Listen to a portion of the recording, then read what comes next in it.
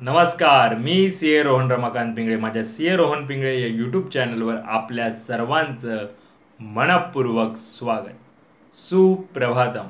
सुरुवात करूया आपल्या मेडिटेशन व्हिडिओ आणि चिंतन डे 115ला. हाताच्या मुद्रा अशा, डोळे बंद करायचे आहेत, सरळ ताठ बसायचं आहे, पाठीचा कणा एकदम सरळ, चेहऱ्यावरती स्मित हास्य आणि सर्वात प्रथम आपल्या आईवडिलांना वंदन करायचं आहे, नमस्कार करायचा आहे आणि त्यांना धन्यवाद द्यायचे आहेत.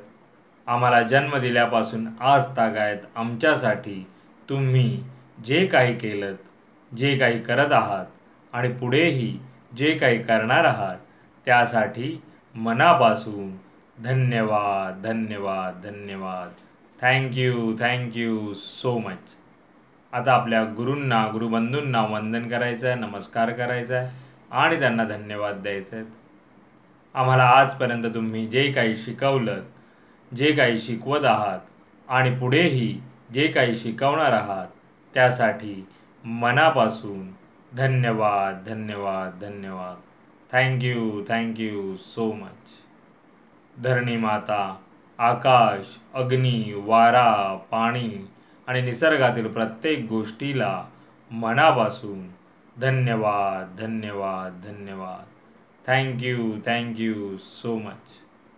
आम्हाला मिळत असलेल्या 2 वेळेच्या पोटभर अन्नासाठी आणि त्या प्रक्रियेमध्ये असलेल्या सर्वांना मनापासून धन्यवाद धन्यवाद धन्यवाद. Thank you so much. माझ्यामध्ये सतत सकारात्मक ऊर्जा, सकारात्मक विचार येत आहे. मी ते आकर्षित करीत आहे. मी आनंदी आहे, सुखी आहे, निरोगी आहे, यशस्वी आहे. मी सर्वांचा सन्मान करतो. मी सर्वांना सकारात्मक विचार, सकारात्मक ऊर्जा देऊ शकत आहे कारण यामध्ये मला पूर्ण युनिवर्स अविरत मदत करत आहे आणि त्यासाठी या पूर्ण युनिवर्सचे मनापासून धन्यवाद धन्यवाद धन्यवाद. Thank you so much. मी ब्रह्म आहे. मी त्या चैतन्यमय ऊर्जेचा अंश आहे. आणि आता आपण ओंकार ध्यानाला सुरुवात करूया.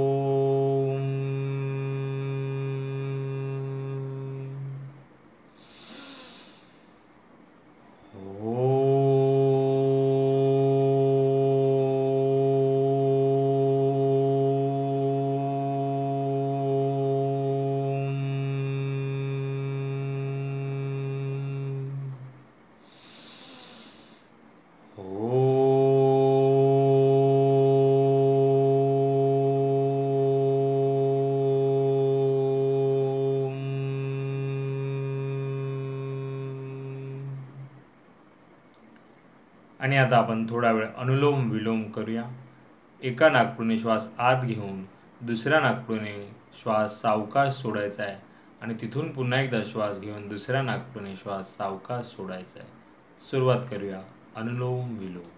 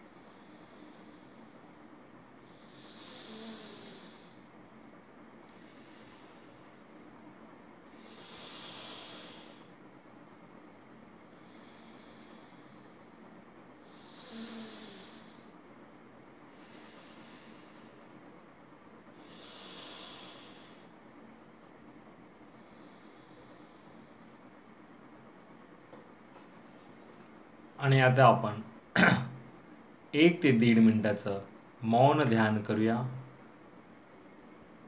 चेहऱ्यावरती स्मित हास्य आणि जे काही विचार येत असतील ते येऊ द्या, त्यांना थांबवण्याचा प्रयत्न करू नका.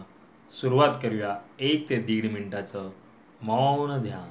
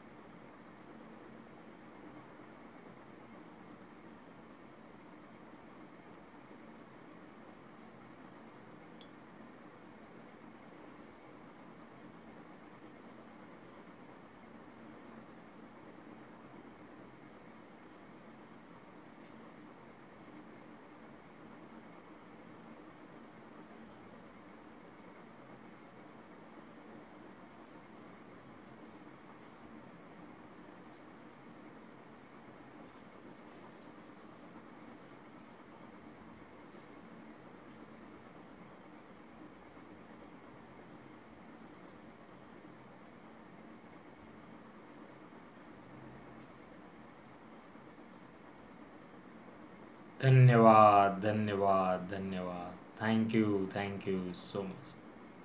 आणि आता आपण गणपती स्तोत्र म्हणूया. श्री गणपती स्तोत्र. साष्टांग नमन हे माझे गौरीपुत्रा विनायका, भक्तीने स्मता नित्य आयु कामार्थ साधती.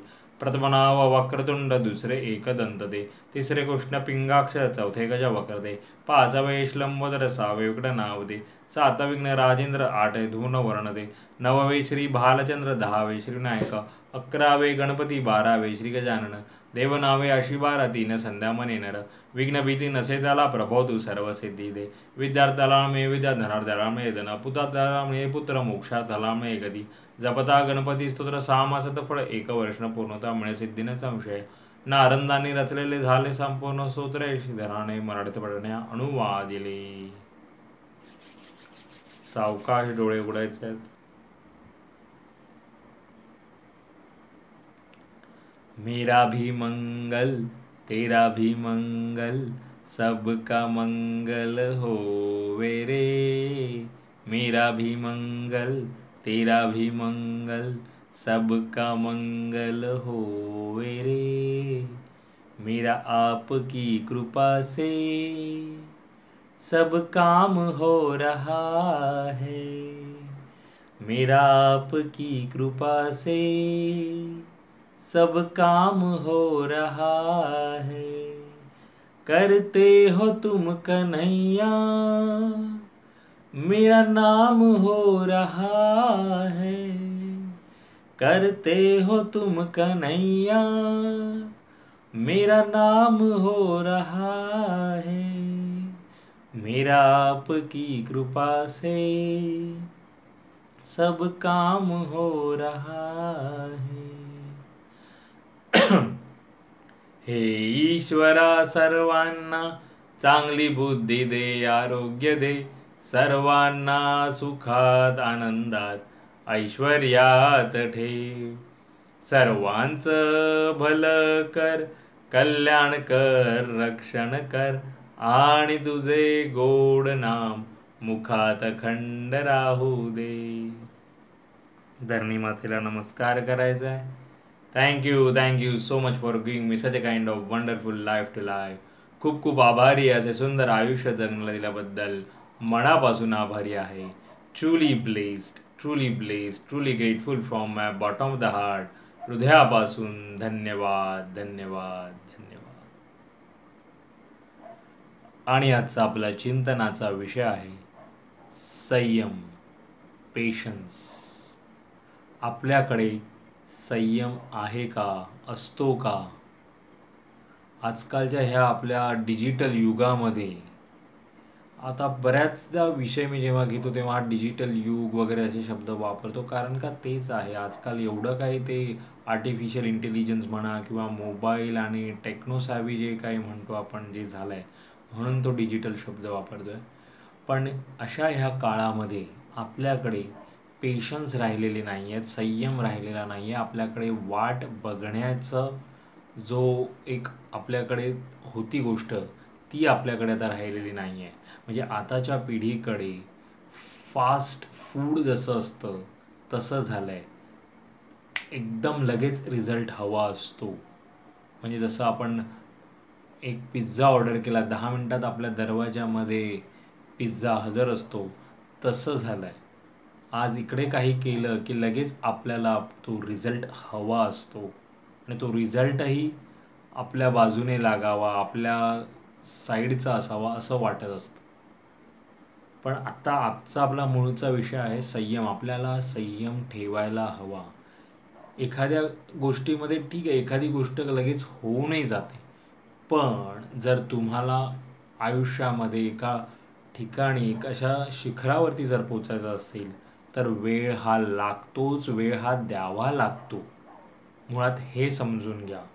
तुम्हाला तुमच्या आयुष्यातला हा वेळ असा द्यायला लागणार, जर तुम्हाला काहीतरी मोठं साकार करायचं असेल आयुष्यात तर.